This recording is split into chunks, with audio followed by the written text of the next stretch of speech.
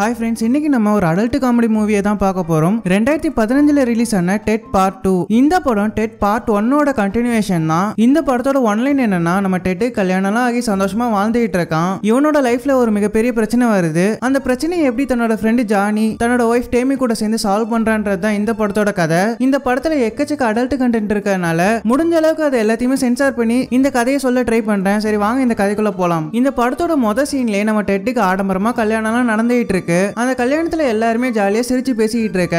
நம்ம ஜானி மட்டும் தனக்கு பிரேக்கப் ஆனதை நினைச்சு ரொம்ப சோகமா உட்காந்துட்டு இருக்கான். அப்ப டெட் அவன் கிட்ட போய் ஏன்டா மச்சான் இவ்வளவு சோகமா இருக்க, நம்மளோட பேச்சுலர் பார்ட்டியை நினைச்சு பாத்தியான்னு சொல்லி அவன் கிட்ட சந்தோஷமா பேசிட்டு இருக்கான். கொஞ்சம் வருஷம் கழிச்சு டெட்டுக்கும் டேமிக்கும் அடிக்கடி சண்டை வந்துகிட்டே இருக்கு. டெட்டும் இதெல்லாம் ஏன் நடக்குதுன்னு சொல்லிட்டு தான் வேலை பார்க்குற கடையில உட்காந்து யோசிச்சுக்கிட்டு இருக்கான். அப்போ அந்த கடையில வேலை பார்க்குற ஒரு லேடி டெட்டு கிட்ட, எங்க பாருப்பா உன்னோட ஒய்ஃபுக்கு சீக்கிரமா குழந்தை ஏற்பாடு பண்ணி கொடுக்குற வழியை பாரு, அப்பதான் உங்க ரெண்டு பேருக்குள்ள இருக்க சண்டை தீரும்னு சொல்லிக்கிட்டு இருக்க. டெட்டுக்கும் இது ஒரு நல்ல யோசனையா தோணுது. இத உடனே டேமி கிட்ட போய் சொல்ல, டேமியும் இதை கேட்டு சந்தோஷப்படுறா. அதுக்கப்புறமா டெட் அன்பா கட்டி பிடிக்கிறா. இதுக்கப்புறமா டெட்டும் இந்த விஷயத்தை பத்தி ஜானி கிட்ட பேசலாம்னு சொல்லிட்டு அவனோட வீட்டுக்கு போறான். அங்க போய் பார்த்தா ஜானி நல்லா குடிச்சிட்டு கசகசாலாம் அடிச்சுக்கிட்டு இருக்கான். அங்க போன டெட் அவன் கூட சேர்ந்து சரக்கு கசகசாலாம் அடிச்சிட்டு அவன் கிட்ட பேசிக்கிட்டு இருக்க. கொஞ்ச நேரம் கழிச்சு ஜானிய பார்த்து, என்னோட போன் ஒர்க் ஆகல, உன்னோட லேப்டாப்பை யூஸ் பண்ணிக்கவான்னு சொல்லி கேட்கறான். ஜானியும் சரின்னு சொல்லிட்டு என் லேப்டாப் அங்க இருக்குடா மச்சான்னு சொல்றான். டெட்டும் அந்த லேப்டாப்பை போய் நோண்டிக்கிட்டு இருக்க.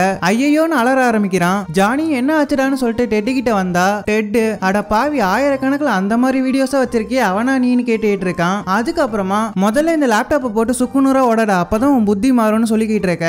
ஜானியும் டெட்டோட பேச்சு கேட்டுட்டு ஒரு பெரிய சுத்தியில எடுத்து அந்த லேப்டாப்பை போட்டு அடி அடின்னு அடிச்சுக்கிட்டு இருக்கான். அந்த லேப்டாப்பை சுக்குநூறா ஆக்கினதுக்கு அப்புறமா டெட்டை பார்த்து, போதுமாடா மச்சான் உனக்கு இப்ப திருப்தியா இருக்கான்னு கேட்டுட்டு இருக்க. டெட்டும் பத்தாதுரா, இதை கொண்டு போய் கடல்ல கரைச்சாதான் உன் புத்தி மாறும்னு சொல்லிக்கிட்டு இருக்கு. அதை கேட்ட ஜானியும் சரின்னு சொல்லிட்டு அந்த லேப்டாப்பை எடுத்துட்டு போய் கடலுக்கு அடியில எல்லாம் போச்சுட்டு வராங்க. அப்படி வந்ததுக்கு அப்புறமா டெட் ஜானியை பார்த்து, எனக்கு ஒரு நல்ல ஸ்பெர்ம் டோனரா தேடி தெரியான்னு கேட்க, ஜானியும் சரின்னு சொல்லிட்டு ஒரு வயசான ஆள்கிட்ட கூட்டு போறான். அந்த வயசான ஆளு, என்னால உனக்கு ஸ்பெர்ம்லாம் டொனேட் பண்ண முடியாது, எனக்கே கவுண்ட் கம்மியா இருக்குன்னு சொல்லிக்கிட்டு இருக்க.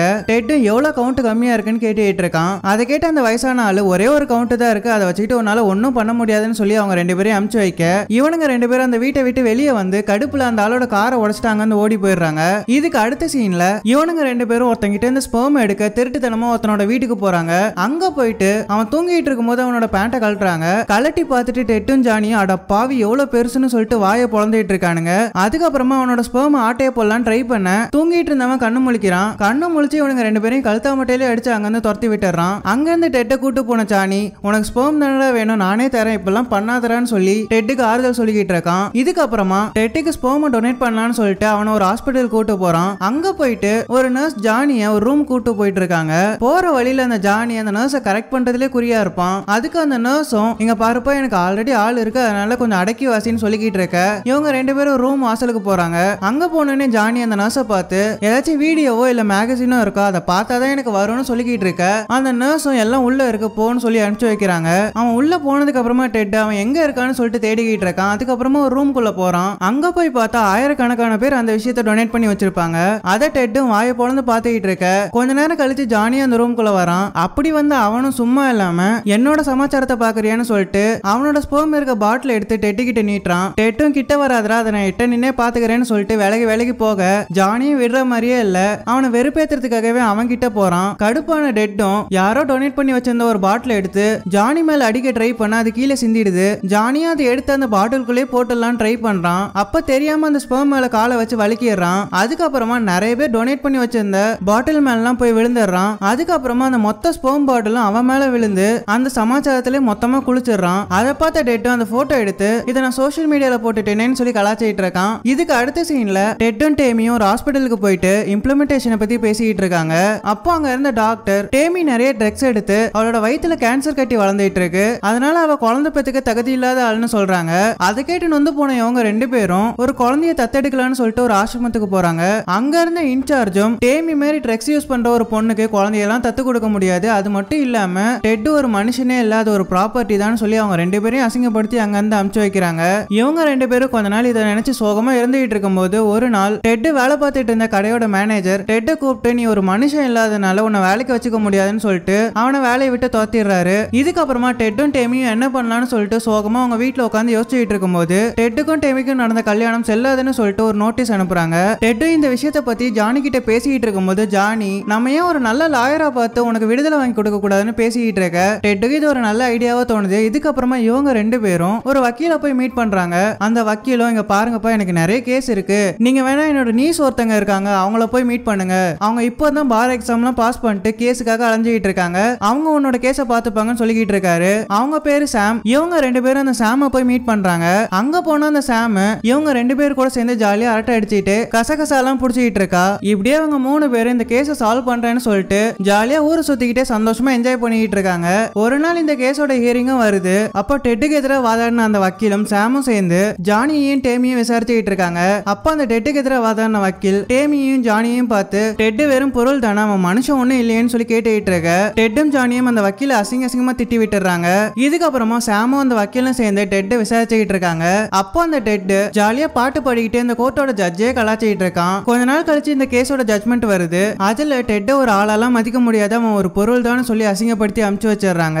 இதனால டெட்டு ஜானி டேமி சாம் இவங்க 4 பேரும் சோகத்துல அடுத்து என்ன பண்ணலாம்னு சொல்லி யோசிச்சுட்டு இருக்க அப்ப சாம் எனக்கு ஒரு வக்கீல தெரியும், அவர் நினைச்சா கோர்ட்ல வாதாடி டெட்டை சுதந்திரமான ஆளா மாத்த முடியும்னு சொல்லிக்கிட்டு இருக்கா. அதுக்கப்புறமா அந்த வக்கீலுக்கு கால் பண்ணி அப்பாயின்மெண்ட்டும் வாங்குறா. இன்னொரு பக்கம் ஃபர்ஸ்ட் பார்ட்ல அந்த டெட்டை கடத்த ட்ரை பண்ண டோனி ஒரு பெரிய டாய் கம்பெனில வேலை பார்த்துட்டு இருக்கான். அந்த டாய் கம்பெனியோட ஓனர் கிட்ட போயிட்டு நான் அந்த டெட்டை உங்ககிட்ட கொண்டு வரேன், அதை வச்சு அதே மாதிரியே நீங்க குழந்தைங்க விருப்பப்படுற நிறைய பொம்மையை செஞ்சுக்கலாம், இதனால நீங்க ஃபேமஸும் ஆகலாம், இதுக்கு பதிலா டெட்டை மட்டும் என்கிட்ட கொடுத்துருங்கன்னு சொல்லிக்கிட்டு இருக்கான். அதை கேட்டு அந்த டாய் கம்பெனி ஓனரும் இந்த டீல் நல்லா இருக்கேன்னு சொல்லிட்டு அதுக்கு ஓகே சொல்றான். இதுக்கு அடுத்த சீன்ல டேமியை மட்டும் விட்டுட்டு டெட்டு ஜானி சாமி இவங்க 3 பேரும் கார்ல அந்த வக்கீல பாக்கிறதுக்காக நியூயார்க் கிளம்பி போயிட்டு இருக்காங்க. அப்படி போற வழியெல்லாம் அரட்டை அடிச்சுட்டே போயிட்டு இருக்காங்க. இப்படியே நைட் ஆகுது. அப்ப சாமுக்கும் ஜானிக்கும் ரொம்ப டயர்டா இருக்கும். அவங்களுக்கு கண்ணெல்லாம் பயங்கரமா சொக்க ஆரம்பிக்குது. அதை பார்த்த டெட்டு நீங்க பேசாம படுத்து தூங்குங்க, நான் காரை ஓட்டுறேன்னு சொல்லிட்டு அந்த காரை ஓட்டிட்டு போயிட்டு இருக்கு. அப்படியே போயிட்டு இருக்கும் போது கண்ட்ரோல் மிஸ் ஆகி ஒரு பள்ளத்துல விட்டு ஒரு பாலடைஞ்ச வீட்டு மேல அந்த காரை சொருகிடுவான். இவங்க 3 பேரும் வேற வழியே இல்லாம அன்னைக்கு நைட்டு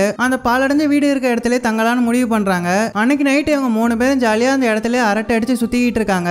அப்ப ஜானி ஒரு கசகசா இலையை கண்டுபிடிக்கிறான். அவன் கண்டுபிடிச்ச விஷயத்தை டெட்டு கிட்ட சொல்லிக்கிட்டு இருக்கும் போது டெட்டு வேற எதையோ வாயை பொழந்து பாத்துக்கிட்டே நடந்து வந்துகிட்டு இருக்கான். ஜானியும் சுத்தி முத்தி பார்க்காம டெட்டு கிட்டே பேசிக்கிட்டு இருக்கான். அப்ப டெட்டு மெதுவா அவனோட தலையை திருப்பி அதை பாடுறான்னு சொல்றான். பார்த்தா அந்த இடத்துல ஒரு மிகப்பெரிய கசகசா தோட்டமே இருக்கும். அதை பார்த்தா இவங்க 3 பேரும் இவ்வளோ பெரிய தோட்டமா, இதை சொல்றதுக்கு எனக்கு வார்த்தையே இல்ல, என் வாழ்க்கையிலே இதை மறக்க முடியாதுன்னு சொல்லிட்டு கண்ணெல்லாம் கலங்கி நின்னுட்டு இருக்காங்க. அதுக்கப்புறமா அந்த கசகசாவை எடுத்து புகையை போட ஆரம்பிக்கிறாங்க. அதுக்கப்புறமா ஜாலியா பாட்டு பாடி என்ஜாய் பண்ணிட்டு இருக்காங்க. மறுநாள் காலையில அந்த வீட்டு மேல மாட்டிட்டு இருக்க காரை சாமும் ஜானியும் சேர்ந்து கயிறு போட்டு இழுத்துக்கிட்டு இருக்காங்க. அப்ப டெட்டு பாத்தீங்களா என்னோட கலைநயத்தை, இதை பண்ண என்ன கட்டி பிடிச்சி கிஸ் பண்ண மாட்டீங்களான்னு கேட்டுட்டு இருக்க ஜானி வாய மூடுறா, உன்னால தான் நாங்க இவ்வளவு கஷ்டப்பட்டு இருக்கோம்னு சொல்லிட்டு பக்கத்துல இருந்த ஒரு கிட்டார் எடுத்து அவன் மண்டை மேலேயே போடுறான். இதுக்கப்புறமா இவங்க 3 பேரும் அந்த வக்கீலோட இடத்துக்கு போறாங்க. அங்க போயிட்டு ஒரு சோஃபால உட்காந்துட்டு இருக்கும் போது ஜானி முன்னாடி இருக்கிற ஒரு கண்ணாடி டேபிள் மேல காலை வைக்க காலை வச்ச உடனே அந்த கண்ணாடி டேபிள் சுக்குநூற உடையுது. அதை பார்த்த டேட்டும் என்னடா ஃபர்ஸ்ட் இம்ப்ரெஷனே இவ்வளவு ஒஸ்டா இருக்குன்னு சொல்லி ஜானியை போட்டு கலாச்சிட்டு இருக்கான். இதுக்கப்புறமா இவங்க 3 பேரும் அந்த வக்கீல மீட் பண்றாங்க. அங்க போனா அந்த வக்கீல் என்னால டெட்டுக்கெல்லாம் சுதந்திரம் வாங்கி கொடுக்க முடியாது, எதுக்கு நான் அவனுக்கு சுதந்திரம் வாங்கி கொடுத்து அவன் நல்லா குடிச்சிட்டு போதையை போட்டு சுத்துறதுக்கான அவங்க 3 பேரையும் அசிங்கப்படுத்தி அமுச்சு வைக்கிறாரு. இதுக்கப்புறமா இவங்க 3 பேரும் சோகமா என்ன பண்றதுன்னு சொல்லிட்டு அந்த பில்டிங்கோட வாசல்ல வந்து உட்காடுறாங்க. அப்ப சாமும் ஜானியும் கடலை போட ஆரம்பிக்கிறாங்க. அதை பார்த்த டெட்டு ஏன்டா என் வாழ்க்கையே போயிடுச்சுன்னு நாங்க சோகத்துல உட்காந்துட்டு இருந்தா நீங்க 2 பேரும் புதுசா வாழ்க்கைய ஆரம்பிக்கிறீங்களோ, கோச்சுக்கிட்டு போங்கடா நான் எங்கேயாச்சும் போறேன்னு சொல்லிட்டு பக்கத்துல இருந்து ஒரு பொருட்காட்சிக்குள்ள பூந்துடுறான். அங்க போன அந்த டோனி மாறுவேஷம் எல்லாம் போட்டு வந்து டெட்டை கடத்த முயற்சி பண்றான். அப்படி ஒரு ரூமுக்குள்ள கூட்டு போயிட்டு அந்த டெட்டை கடத்த ட்ரை பண்ணும்போது டெட்டு எவ்வளவு தப்பிக்க ட்ரை பண்றான். அப்படி இருந்த அந்த டோனி டெட்டை தூக்கிட்டு தன்னோட ஓனர் கிட்ட போயிட்டு இருக்கான். இன்னொரு பக்கம் சாமும் ஜானியும் டெட்டை தேடிட்டு அந்த பொருட்காட்சிக்குள்ள வராங்க. அங்க வந்தா ஜானிக்கு தெரிஞ்ச ஒருத்தன் டெட்டு மாதிரியே ஒரு பொம்மையை ஒருத்தன் தூக்கிட்டு போறதா ஜானி கிட்ட சொல்றான். அதை கேட்டு இவங்க 2 பேரும் டெட்டை தேடிக்கிட்டு இருக்கும்போது அந்த பொருட்காட்சியில இந்த படத்தோட ஆரம்பத்துல டெட்டும் ஜானியும் சேர்ந்து ஒரு வயசான ஆள் கிட்ட ஸ்பெர்ம் டொனேட் பண்ண சொல்லி கேட்க போயிருப்பாங்கல்ல, அந்த ஆளு அந்த இடத்துல காமெடியா மாறுவேஷம் எல்லாம் போட்டு சுத்திக்கிட்டு இருப்பான். அவன் ஜானியை பார்த்து ஏன்டா என் காரை உடைச்சிங்கன்னு சொல்லி ஜானியை துரத்தி அடிக்க ஆரம்பிக்கிறான். அங்க ஒரு பெரிய ரகலையே நடக்க ஆரம்பிக்குது. கொஞ்ச நேரம் கழிச்சு ஜானியை எல்லாத்தையும் சமாளிச்சுட்டு டெட்டை தேடி போயிட்டு இருக்கான். இன்னொரு பக்கம் அந்த டோனி டெட்டை நல்லா கட்டி போட்டு ஒரு ரூம்ல அடைச்சு வச்சிருக்கான். அப்போ டெட்டு அந்த டோனியை பார்த்து ஏன்டா இப்பெல்லாம் பண்ணிட்டு இருக்க, நான் உனக்கு என்னைக்குமே சொந்தமாக மாட்டேன்னு சொல்லிக்கிட்டு இருக்க. அந்த டோனியும் சின்ன வயசுல நீ வேணும்னு ஆசைப்பட்டேன், என்ன மாதிரி எத்தனை குழந்தைங்க உன் மேல ஆசைப்பட்டிருப்பாங்க, நீ இனிமே அந்த ஜானிக்கு மட்டும் இல்ல வேற யாருக்குமே சொந்தமா இருக்க முடியாதுன்னு சொல்லிட்டு ஒரு கத்தி எடுத்து அவனை கிழிக்க ட்ரை பண்ணுவான். கரெக்டா அந்த நேரம்னு பார்த்து ஜானி அந்த ரூம்குள்ள வந்துடுறான். ஜானி வரத பார்த்த அந்த டாய் கம்பெனி ஓனரும் அங்க இருந்து நைஸா எஸ்கேப் ஆக ஜானியும் அந்த டோனியை அடிச்சு போட்டுட்டு டெட்டை காப்பாத்தி கூப்பிட்டு வந்துட்டு இருக்கான். அப்படி வந்துட்டு இருக்கும்போது அந்த டோனி அந்த பொருட்காட்சியில ஒரு பிளேட்டை கயிறுல கட்டி வச்சிருக்கத பாக்குறான். அந்த கயிறை அறுத்து அந்த பிளேட்டை டெட்டு மேல போட்டு டெட்டை காலி பண்ண ட்ரை பண்றான். அதை பார்த்த ஜானியும் டெட்டை தள்ளி விட்டுட்டு அந்த பிளேட்டு குறுக்க இவன் போய் விழுந்துடுறான். அந்த பிளேட் இவன் மேல மோதினதுல அவன் மயக்கம் போட்டு கீழே விழ டெட்டும் அங்க இருக்க செக்யூரிட்டிங்க கிட்ட இது அவன் தான் பண்ணான்னு சொல்லிட்டு டோனியை காட்டி கொடுக்கறான். ஆனா டோனி அங்க மாறுவேஷம் போட்டு இருந்ததுனால அவங்களால அடையாளம் கண்டுபிடிக்கவே முடியல. ஏன்னா அதே மாதிரியே நிறைய பேர் மாறுவேஷம் போட்டு இருக்காங்க. இதுக்கப்புறமா டெட்டும் அவனை மாட்டி விடுறதுக்காக ஒரு மியூசிக்கை பிளே பண்றான். அந்த மியூசிக் கேட்ட டோனியும் அசிங்கமா ஆட ஆரம்பிக்க டெட் இந்த நாய் தான் இவனை புடிச்சிட்டு போங்கன்னு சொல்லி அங்க இருக்க செக்யூரிட்டிங்க கிட்ட சொல்ல அங்க இருந்த செக்யூரிட்டிங்களும் அவனை புடிச்சிட்டு போறாங்க. இதுக்கு அடுத்த சீன்ல சீரியஸா அந்த ஜானியை ஹாஸ்பிட்டல்ல அட்மிட் பண்றாங்க. அவனை சுத்தி டெட், டேமி, சாமி அவங்க 3 பேரும் வருத்தத்துல உட்காந்துட்டு இருக்காங்க. அப்போ ஜானியோட பல்ஸ் கொஞ்சம் கொஞ்சமா இறங்க ஆரம்பிக்குது. அவனோட உயிரும் கொஞ்சம் கொஞ்சமா போயிட்டு இருக்க இவங்க 3 பேரும் பயத்துல டாக்டரை கூப்பிடுறாங்க. அங்க வந்த டாக்டரும் அவங்க 3 பேரையும் வெளியே அனுப்பிச்சிட்டு அவனுக்கு ட்ரீட்மெண்ட் பண்ணிட்டு இருக்காங்க. ட்ரீட்மெண்ட் பண்ணி முடிச்சிட்டு வெளியே வந்து அவங்க 3 பேரையும் பார்த்து ஜானியை உயிர் பழைக்க வைக்கிறது ரொம்ப கஷ்டம். நீங்க 3 பேரும் கடைசி அவங்க கிட்ட எதனா பேசணும்னா பேசிட்டு வாங்கன்னு சொல்லி அவங்க 3 பேரையும் உள்ள அனுப்பிச்சு வைக்கிறாரு. உள்ள வந்த இவங்க 3 பேரும் சோகத்துல ஃபீல் பண்ணி பேசிட்டு இருக்காங்க. அப்ப டெட் ஜானி கிட்ட நீ தான் இந்த உலகத்திலே எனக்கு ரொம்ப முக்கியம், நீ இல்லனா நான் ஒண்ணுமே இல்லன்னு ரொம்ப வருத்தத்துல பேசிட்டு இருக்கும்போது ஜானி கண்ணை முழிச்சு ஏமாந்தியா ஏப்ரல் ஃபூல்னு நக்கல் பண்ணிட்டு இருக்கான். அதை பார்த்த டெட்டும் கடுப்புல அவனை போட்டு மொத்தன்னு முத்திக்கிட்டு இருக்கான். இன்னொரு பக்கம் சாமுக்கும் பயங்கர கடுப்பா இருக்கும். ஏன்டா நான் இதெல்லாம் ஒரு விளையாட்டான்னு சொல்லி அவனை திட்டிக்கிட்டு இருக்கா. அதுக்கப்புறமா அவன்கிட்ட ஐ லவ் யூன்னு சொல்லி அவனை கிஸ்ஸும் பண்ணிடுறா. இப்படியே அவங்க எல்லாரும் சந்தோஷமா பேசிக்கிட்டு இருக்க அந்த இடத்துக்கு அந்த வக்கீல் வராரு. அவரு டெட்டையும் ஜானியும் பார்த்து உங்களோட ஃப்ரெண்ட்ஷிப்பை பார்க்க எனக்கு ரொம்ப ஆச்சரியமா இருக்கு, நான் டெட்டோட கேஸ் எடுத்து நடத்துறேன்னு சொல்றாரு. இதுக்கப்புறமா டெட்டோட கேஸை கோர்ட்ல வாதாடி டெட்டுக்கு சுதந்திரமும் வாங்கி கொடுக்கறாரு. இதுக்கப்புறமா டெட்டும் சந்தோஷமா அந்த கோர்ட்டை விட்டு வெளியே வந்தா நிறைய மக்களும் மீடியாவும் அந்த கோர்ட் வாசல்ல நின்னுகிட்டு இருக்காங்க.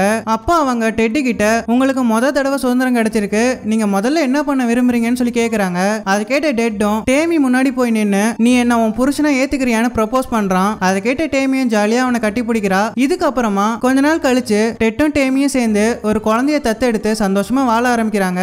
இதோட இந்த படமும் முடியுது. உங்களுக்கு இந்த வீடியோ பிடிச்சிருக்கும்னு நினைக்கிறேன். பிடிச்சிருந்தா மறக்காம லைக் பண்ணிடுங்க. இந்த வீடியோ பத்தின கருத்தை மறக்காம கமெண்ட் பாக்ஸ்ல சொல்லிடுங்க. இந்த படத்தோட ஃபர்ஸ்ட் பார்ட் தமிழ் டப்பிங்லயே இருக்கு, முடிஞ்சா அதையும் போய் செக் பண்ணி பாருங்க. உங்களுக்கு அந்த ஃபர்ஸ்ட் பார்ட்டும் எக்ஸ்பிளைன் பண்ணணும்னா கமெண்ட்ல சொல்லுங்க, நான் கண்டிப்பா எக்ஸ்பிளைன் பண்றேன். நம்ம சேனலை சப்ஸ்கிரைப் பண்ணலன்னா சப்ஸ்கிரைப் பண்ணி பக்கத்துல இருக்க பெல் ஐகானை கிளிக் பண்ணி வச்சுக்கோங்க. அப்பதான் நான் போற ஒவ்வொரு வீடியோஸும் உங்களுக்கு உடனே நோட்டிபிகேஷனா வந்து சேரும். நான் உங்களை ஒரு நல்ல வீடியோல எடுத்து சந்திக்கிறேன். அது வரைக்கும் ஹேவ் ஃபன் गाइस.